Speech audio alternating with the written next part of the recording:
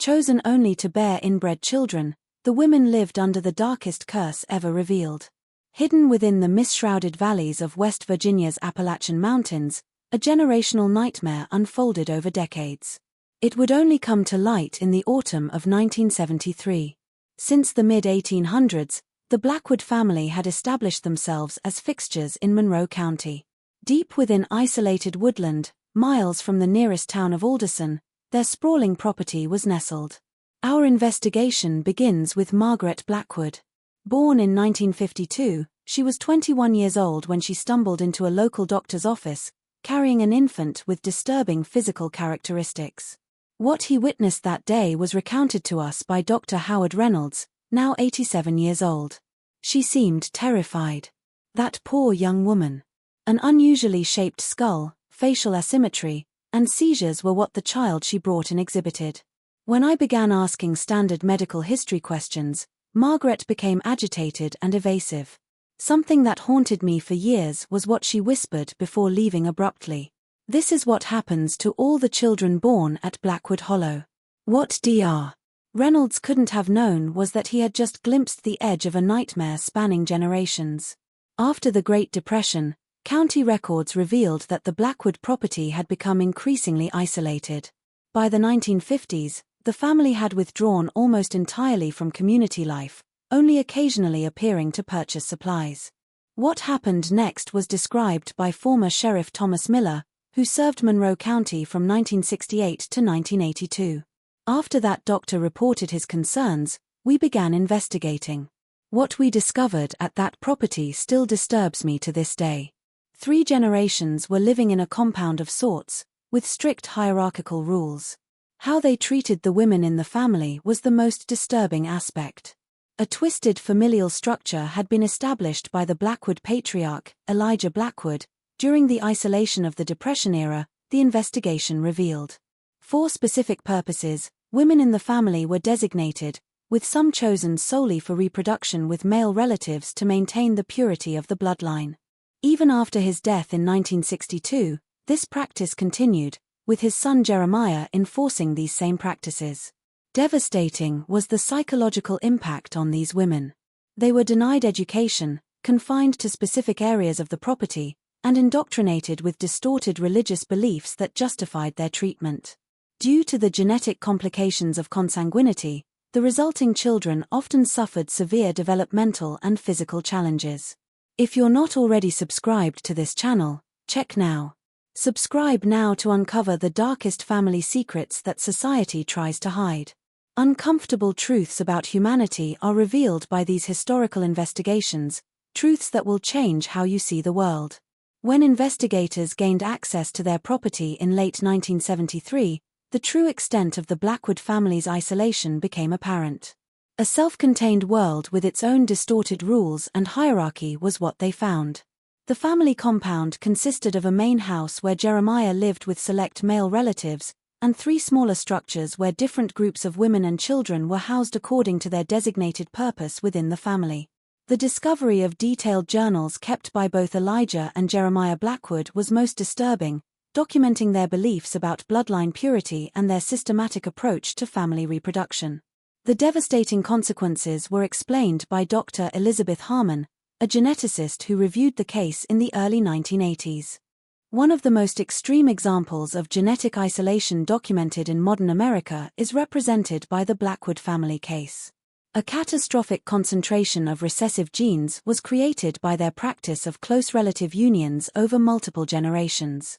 In the children born within the family, the consequences were painfully evident. Numerous cases of developmental delays were documented by medical records obtained after the authorities' intervention. Skeletal malformations, heart defects, and compromised immune systems. Perhaps most tragic were the psychological conditions that manifested. Significant cognitive impairments were displayed by many children, while others exhibited behaviors suggesting severe psychological trauma. "I'll never forget examining those children," recalled Sarah Jenkins, a nurse who assisted with medical evaluations when the family was discovered.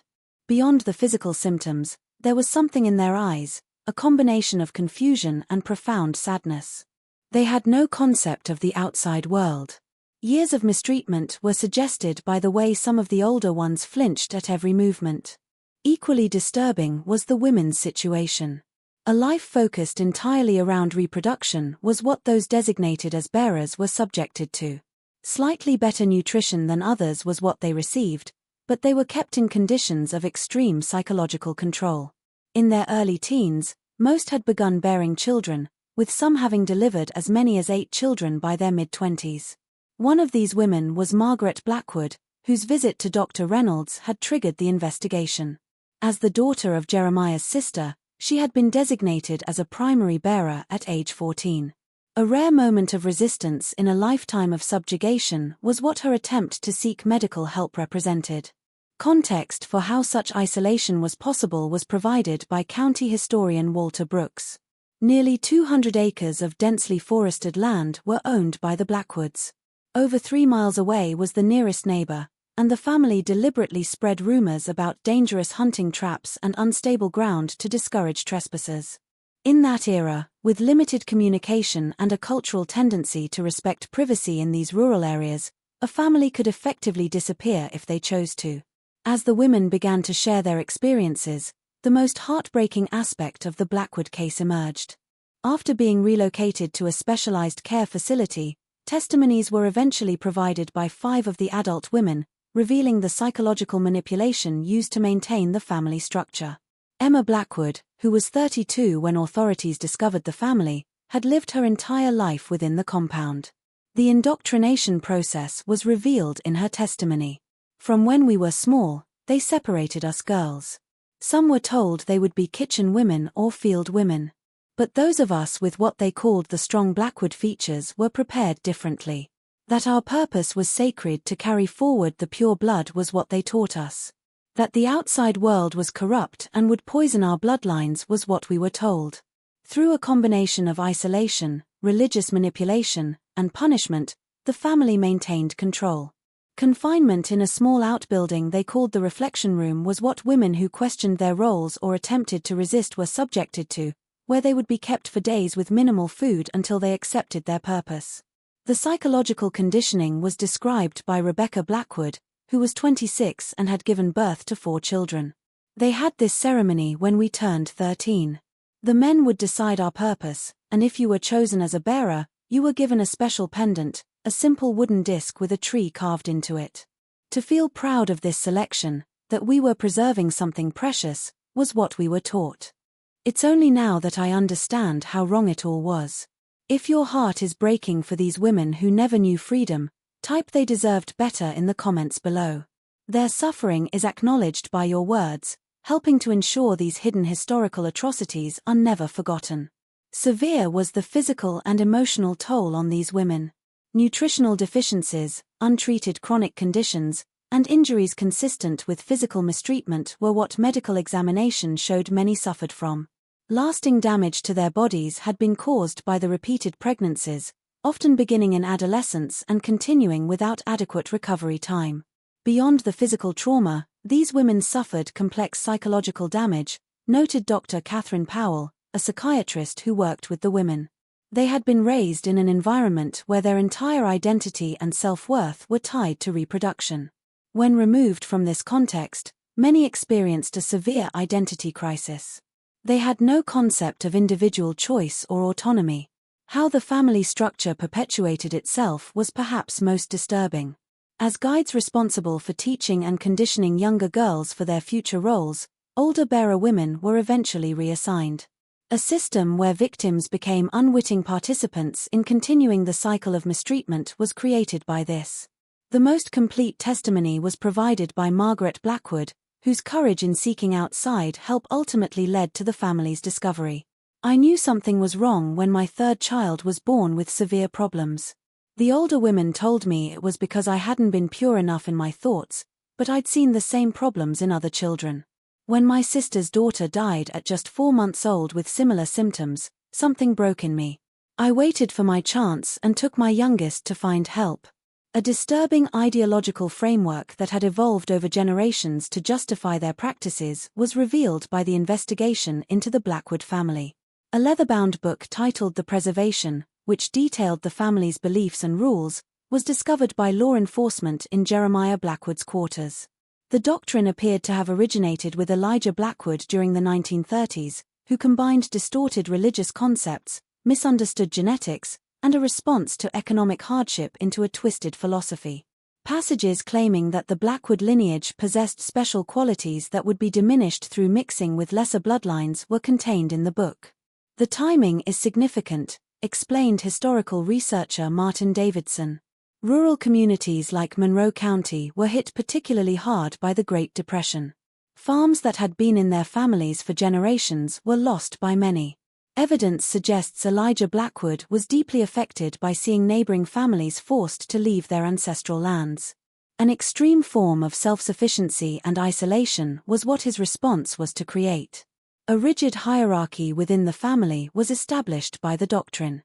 At the top were keepers, male relatives who made all decisions and rarely engaged in physical labor. Various categories of workers were below them, and most disturbingly, the vessels, female relatives selected for reproduction based on physical characteristics and temperament.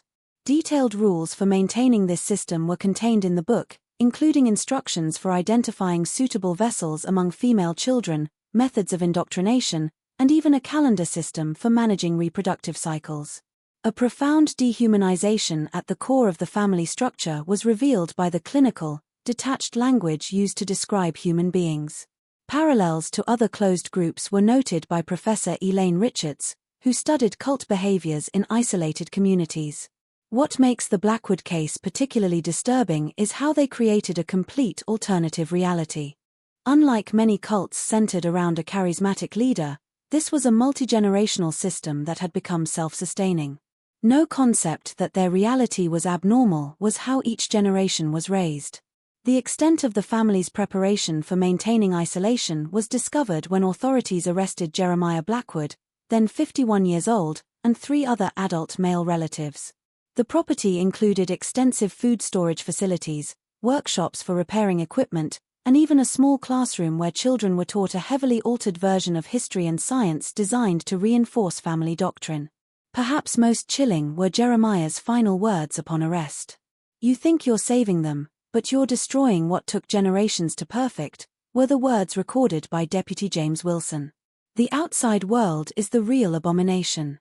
Our way preserves what matters."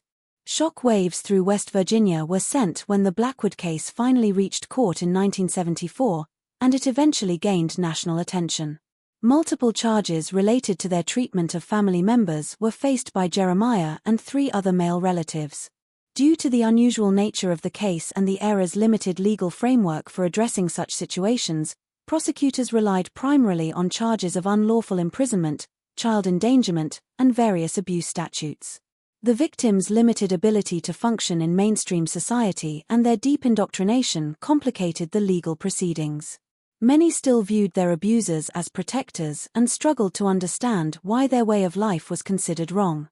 "In my 30 years on the bench, no case disturbed me more deeply than the Blackwood family," later wrote Judge William Hartford, who presided over the case. The systematic way they had destroyed the autonomy and humanity of their own relatives represented a level of calculated cruelty that haunted everyone involved in the proceedings. A sentence of 40 years in prison was given to Jeremiah Blackwood, where he died in 1985, reportedly still believing in his family's doctrine until the end. Sentences ranging from 15 to 30 years were received by the other men. For the women and children, new challenges were brought by the aftermath. A specialized rehabilitation program was established at a facility near Charleston where they received medical treatment, education, and psychological support. Slow and difficult was the progress. Their journey was documented by social worker Deborah Mitchell, who worked with the family members for over a decade. More readily, the younger children adapted, though many faced ongoing health and developmental challenges. For the adult women, particularly those who had been vessels, the transition was extremely difficult. They had no concept of making choices for themselves, no education, and no experience of normal social interaction. 12 of the younger Blackwood children had been placed in adoptive homes 5 years after their discovery, though many required ongoing specialized care. Semi-independent living in supervised settings was eventually achieved by some of the adult women, while others required lifelong support. Despite being reassured that she had saved many lives, Margaret Blackwood, whose act of courage had exposed the family situation, struggled with profound guilt. An advocate for abuse survivors was what she eventually became, and she contributed to educational programs for social workers dealing with cult survivors. Significant changes in how authorities approached isolated communities and potential familial mistreatment were led to by the Blackwood case.